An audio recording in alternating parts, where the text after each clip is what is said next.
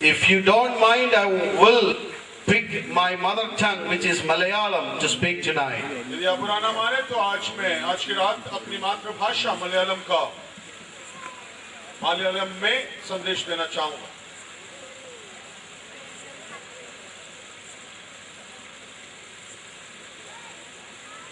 I'm so delighted to be here for the 15th anniversary convention and the Bible School graduation of Soul Winners of India. और मैं बहुत खुश हूँ कि 15वीं वर्षगांठ सोल विनर्स के पदाधिकारियों के साथ में और स्थानीय कलीसिया और आप सब के साथ में मिलकर मैं मना पाऊं.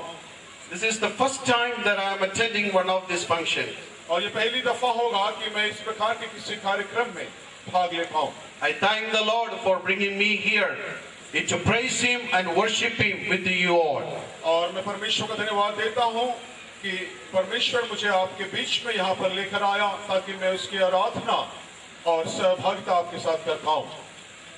I'm also thankful to the Lord to share the stage with my dear brother Reverend Ray Popham tonight. और मैं परमेश्वर का धन्यवाद देता हूं कि मंच में मैं रेवरेंड रे के साथ में सहभागी बन पाया. I greet each and every one of you tonight in the marvelous name of our Lord Jesus Christ, and especially I respect all the pastors, those who are sitting behind me, and I'm sure that they will uphold me in their prayers tonight. और मैं धन्यवाद देता हूं यहाँ के तमाम पीछे बैठे हुए पासवानों का, और मैं जानता हूं कि वे हमारे संदेशों के पीछे प्रार्थना में लगे हैं. Praise the Lord. ഇന്നത്തെ ദൈവവചന ചിന്തയ്ക്കായി ഒരു വേദഭാഗം വായിക്കുവാൻ ആഗ്രഹിക്കുന്നു. 1 കൊരിന്ത്യർ 2-ാം അധ്യായം 9-ാം വാക്യം അതിനായി നമുക്ക് വായിക്കാം. आज के शाम के मनन के लिए पहला कुरिन्थियों और उसका दूसरा अध्याय, पहला कुरिन्थियों उसका दूसरा अध्याय और उसकी 9वीं आयत मैं आपके लिए पढ़ दूं. पहला कुरिन्थियों दूसरा अध्याय. അവർക്ക് വേണ്ടി ഒരുക്കിയിട്ടുള്ളത് ഒരു കണ്ണ് കണ്ടിട്ടില്ല, ഒരു ചെവി കേട്ടിട്ടില്ല, ഒരുവന്റെയും ഹൃദയത്തിൽ തോന്നിയിട്ടില്ല. और परमेश्वर जिनको प्रेम करता है उनके लिए जो बातें परमेश्वर ने रखी हैं उसे किसी ने ना तो देखी और ना ही किसी ने सुनी है. നമുക്ക് ഒരു നിമിഷം പ്രാർത്ഥിക്കാൻ സമയമെടുക്കാം. आइए हम एक पल के लिए प्रार्थना के लिए अपने स्वरों को झुकाएं. Our heavenly Father, tonight we are standing with thy word in your presence, and we pray that Lord you bless your word for all of us tonight, so we can be blessed by sharing your word.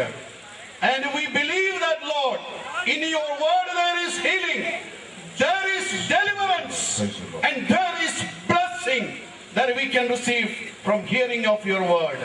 Bless your people in the mighty name of Jesus. Amen. ഇന്നത്തെ നമ്മുടെ ചിന്താ വിഷയത്തിന്റെ ടൈറ്റിലായിട്ട് ഞാൻ കൊടുക്കുവാൻ ആഗ്രഹിക്കുന്നത് expect a breakthrough in your life. നിങ്ങൾ ദൈവത്തിൽ നിന്ന് ഒരു അത്ഭുതം പ്രതീക്ഷിപ്പീൻ. आज के संदेश का शीर्षक मैं इस प्रकार से देना चाहूंगा कि अपने जीवन में अप्रत्याशित रूप से परमेश्वर की कुछ परिवर्तन की आप उम्मीद रखें.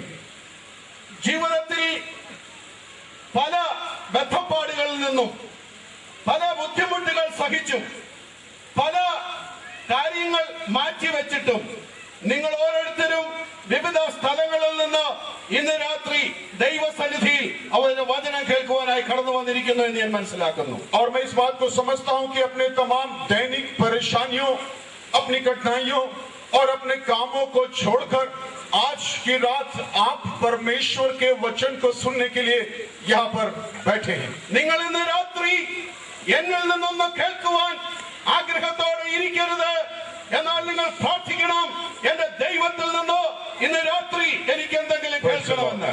आज की रात में आप मुझसे किसी संदेश की उम्मीद न रखें, लेकिन आप जहां बैठे वहां प्रार्थना करें कि परमेश्वर से आज आपको संदेश मिले. ദൈവം വാസ്തവമായി ഇന്ന് രാത്രി നിങ്ങളെ തന്റെ വചനത്താൽ അനുഗ്രഹിക്കുവാൻ ആഗ്രഹിക്കുന്നു. നിങ്ങൾ ഒരുക്കമുള്ളവരായിരിക്കുമോ? और क्या आप आज तैयारी के साथ बैठे हैं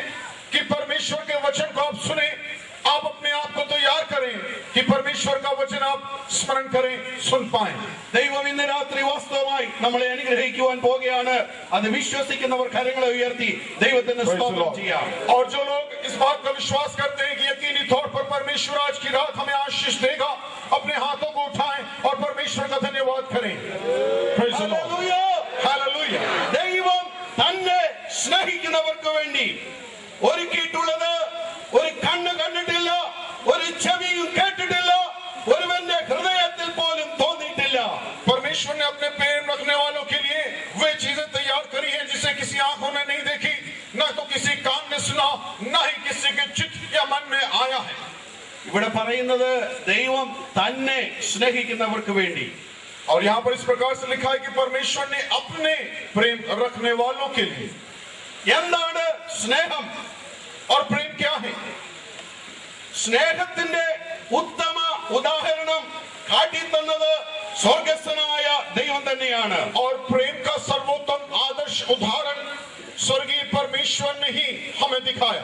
പാപത്തിന്റെ അന്ധകാരത്തിലായിരുന്ന നമ്മെ ഓരോരുത്തരെയും വിടുവിക്കേണ്ടതിന് വേണ്ടി, അതിൽ നിന്ന് നമ്മെ മോചനം തരേണ്ടതിന് വേണ്ടി തന്റെ ഓമനകുമാരനായിരുന്ന, തന്റെ വലതു ഭാഗത്ത് തന്റെ പ്രബോധമായിരുന്ന തന്റെ ഏകജാതനായ പുത്രനെ നമുക്ക് വേണ്ടി നൽകി തന്നതിലപ്പുറമായിട്ട് ഒരു സ്നേഹവുമില്ല. और उसका सर्वोत्तम उदाहरण पिता परमेश्वर ने अपने इकलौते पुत्र प्रभु यीशु मसीह को, जो उनकी दाहिनी ओर बैठा था, हम जो पाप में पड़े हुए थे, पाप के दलदल में फंसे हुए थे, हमारे को पापों की मुक्ति देने के लिए प्रभु यीशु मसीह को उन्होंने इस संसार में भेजा। ദൈവം തന്റെ ഏറ്റവും ഉത്തമം ആയിരുന്നതിന്, തനിക്ക് ഏറ്റവും പ്രബോധമായിരുന്നതിന് മനുഷ്യന് വേണ്ടി നൽകി തന്ന് നമ്മോടുള്ള സ്നേഹം അവൻ നമ്മെ ദർശിപ്പിച്ചു. और पिता परमेश्वर ने हमारे प्रेम को दर्शाने के लिए जो उसके पास में सर्वोत्तम था, जो उसका सबसे प्रिय था, उसे उसने हमारे लिए दे दिया। ദൈവത്തെ സ്നേഹിക്കുന്നവർ എന്ന് ദൈവം ആഗ്രഹിക്കുന്നത് God I love you, God I love you എന്ന് ആരാ ഇങ്ങനെ കൈവക്കി പറയുന്നതല്ല ദൈവം അവിടെ വിവക്ഷിക്കുന്നത്.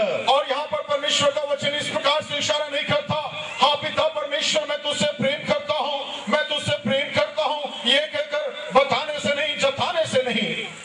ഒരു മനുഷ്യന്റെ ഹൃദയത്തിൽ തോന്നിയിട്ടില്ലാത്തതും വൻ കാര്യങ്ങളെ നാം ദൈവത്തിൽ നിന്ന് പ്രതീക്ഷിക്കുമ്പോൾ അതിനാധാരമായിരിക്കേണ്ടത് നാം ദൈവത്തെ സ്നേഹിക്കുക എന്നുള്ളതാണ്. यदि आप परमेश्वर से इस उम्मीद में रहते हैं कि परमेश्वर हमारे लिए महान कार्यों को करे, याद रखें आप परमेश्वर से सर्वप्रथम प्रेम करने वाले हो। ദൈവത്തെ നാം സ്നേഹിക്കേണ്ടത് എങ്ങനെയാണ് എന്ന് ചോദിച്ചാൽ, ദൈവം നമ്മെ സ്നേഹിച്ചതുപോലെ തന്നെ നമ്മുടെ ജീവിതത്തിൽ ഉത്തമമായതിനെ, നമുക്ക് ഏറ്റവും പ്രാധാന്യം അർഹിക്കുന്നതിനെ, നമ്മുടെ ജീവനെ തന്നെ ദൈവത്തിന് വേണ്ടി ഏൽപ്പിച്ചു കൊടുക്കുന്നതാണ് അവനോടുള്ള നമ്മുടെ സ്നേഹം.